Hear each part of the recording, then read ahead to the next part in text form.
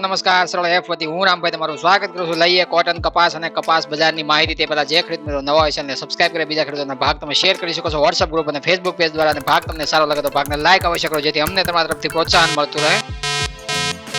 કપાસ બજારની અંદર આજના દિવસનો એક જ ભાગ રજૂ કરવામાં આવ્યો છે, જેની અંદર માહિતી લઈએ. વિદેશ વાયદાની શુક્રવારે રાત્રે બંધ સપાટી છે કેવી જોવા મળે છે વિદેશ વાયદામાં, અને જોઈએ તો યુએસ ના સાપ્તાહિક ડેટાની ચર્ચા કરીએ. ટૂંકમાં માહિતી લઈએ યુએસ ના જે ટૂંકા પોઈન્ટ નેગેટિવ પોઝિટિવ ની ચર્ચા કરીએ.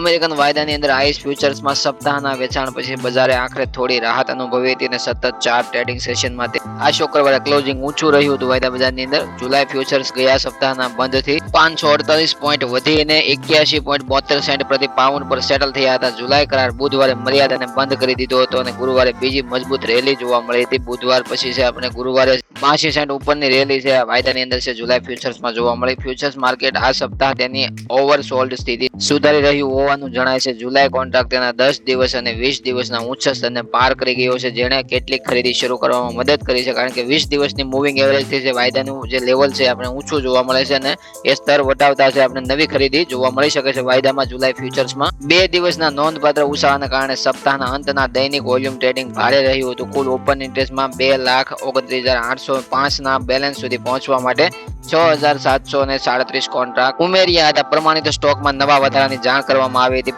8,652 ગાંસડીનો વધારો કુલ પ્રમાણિત સ્ટોકમાં થયો છે. 1,91,522 ગાંસડી સુધી છે પહોંચવામાં આવ્યો છે. ટાર્ગેટ છે આપણે ઘણો બધો વધતો જોવા મળ્યો છે, પણ પ્રમાણિત સ્ટોકમાં વધારો થવાનું કારણ છે ઘણા બધા નેગેટિવ ભાવને દબાણમાં લાવવાની ચર્ચાઓ કરતા હોય તો આ સ્ટોક 8,652 ગાંસડીનો વધ્યો છે. છતાં પણ અમેરિકન વાયદા મંદીમાંથી છે 82 સેન્ટ અને પાર તેજીમાં જોવા મળ્યા છે. એટલે ઘણા બધા ખેડૂતો ખોટી માહિતી લઈ અને પ્રમાણિત સ્ટોકમાં વધારો થાય તો ભાવમાં ઘટાડો થાય એવી વારંવાર કોમેન્ટ કરતા હતા. એના બદલે પ્રમાણિત સ્ટોકમાં વધારો થયો છે અને તેજી પણ છે. વાયદાની અંદર 82 સેન્ટ ઉપરના ભાવ પણ આપણે જોવા મળ્યા છે. એટલે ખાસ કરીને અમે અહીંયા સતત કહી રહ્યા છીએ કે પ્રમાણિત સ્ટોકમાં વધારો યથાવત રહેવાનો છે. મે મહિના દરમિયાન પણ ઘટવાનો નથી. માત્ર નિકાસ વેચાણના આંકડા સારા સાપ્તાહિક ધોરણે આવે એટલે વાયદામાં છે તેજીનો માહોલ બનતો હોય છે. અપેક્ષિત પ્રમાણિત સ્ટોક વધે કે ના વધે એ મહત્વનું એટલું બધું કારણ નથી બનતું. અપેક્ષા કરતા વધુ મજબૂત આર્થિક ડેટા પર ફુગાવાની ચિંતા ફરી વળ્યા બાદ સપ્તાહના અંત સુધીમાં અમેરિકન શેર બજાર છે હચમચી ગયું હતું. છેલ્લી ફેડરલ ઓપન માર્કેટ કમિટી મીટિંગની મિનિટ્સ આજ અઠવાડિયે બહાર પાડવામાં આવી હતી. ફેડ ફુગાવા પર ધ્યાન કેન્દ્રિત કરવાનું ચાલુ રાખે છે અને તેમના 2% લક્ષ્ય તરફ ધીમી પ્રગતિ વિશે ચિંતિત છે. યુએસના હાલના ઘરો વેચાણ એપ્રિલ 1.9% ઘટાડો થયો છે, જે ઊંચા મોર્ગેજ દરો અને હાઉસિંગના ઊંચા ભાવને કારણે નીચું છે. યુએસની એનવીડીઆઈ અપેક્ષા કરતા વધુ મજબૂત કમાણી નોંધાવી છે અને નાસ્ડેક અને S&P 500 એ નવી ઊંચાઈ સુધી પહોંચવામાં મદદ કરી છે. યુએસ ડોલર સપ્તાહની શરૂઆતથી ઘટ્યો, પરંતુ યુએસ સાપ્તાહિક બેરોજગારી દાવાઓ અપેક્ષા કરતા વધુ ઘટ્યા પછી તેના નુકસાનને પુનઃપ્રાપ્ત કર્યું હતું.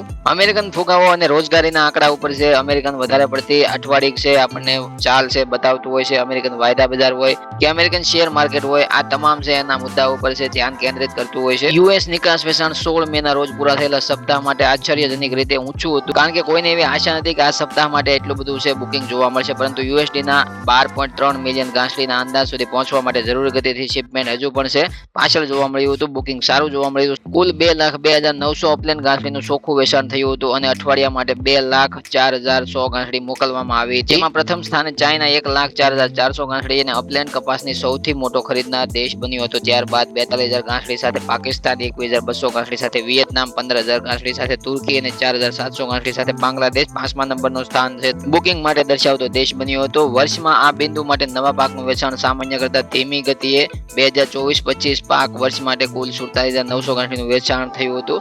Premium quality extra long staple pima કોટનની વાત કરીએ તો પીમાનું વેચાણ શિપમેન્ટ આ અઠવાડિયે તંદુરસ્ત હતા. કુલ 9,900 પીમા ગાંસડીનું કુલ વેચાણ થયું હતું. 13,300 ગાંસડી મોકલવામાં આવી હતી. એટલે પીમા ગાંસડીનું છે શિપમેન્ટ અને વેચાણ છે સારું બંને આપણને છે. પ્રીમિયમ ક્વોલિટીમાં અમેરિકન પીમાનું છે આપણે સારું જોવા મળે છે. અપલેન્ડમાં છે આપણને બુકિંગ સારું જોવા મળ્યું છે. શિપમેન્ટ થોડું છે આપણને દબાણમાં જોવા મળ્યું છે. અમેરિકન આવતા સપ્તાહની સમીક્ષા કરીએ તો સોમવાર માટે ખુલતા છે માર્કેટિંગ યાર્ડોની અંદર ભારતીય માર્કેટ છે ખુલ્લા જોવા મળશે અને સોમવારે છે અમેરિકાની અંદર મેમોરિયલ ડે ની રજાના કારણે પ્રમાણે છે આગામી અઠવાડિયું જો ટૂંકું વેપારનું સપ્તાહ છે વાયદા બજારમાં જોવા મળશે. આનાથી યુએસ નિકાસ વેચાણ અહેવાલ અને યુએસના પાક પ્રગતિ અહેવાલ પર વિલંબ થશે.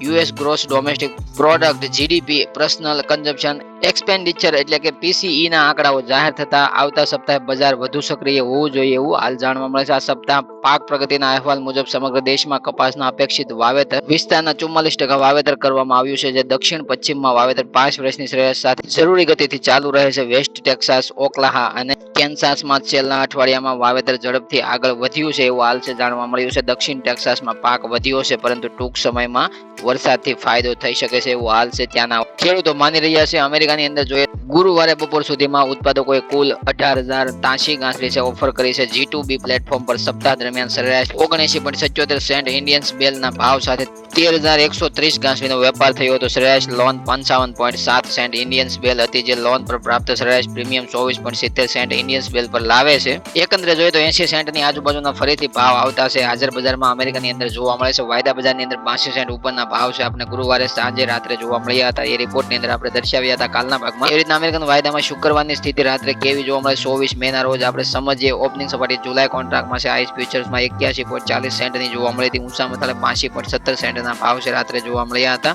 લોઅર સાઇડ ઇન્ટ્રાડે ટ્રેડિંગ રેન્જમાં 79.53 સેન્ટના ભાવ છે વાયદાની અંદર છે જોવા મળ્યા હતા. સેટલ થયો 2:19 મિનિટે 80.52 સેન્ટના લેવલે 1.20% મંદી છે આપણે જોવા મળી. જુલાઈ કોન્ટ્રાક્ટમાં છે 1,04,000 થી વોલ્યુમ ઘટી અને 1 લાખ આજુબાજુ વોલ્યુમ છે આપણને કાલ રાત્રે જોવા મળ્યું હતું. એવી રીતના જોઈએ તો નવા પાકનો ડિસેમ્બર કોન્ટ્રાક્ટની અંદર ઓપનિંગ સપાટી 78.30 સેન્ટની જોવા મળી હતી.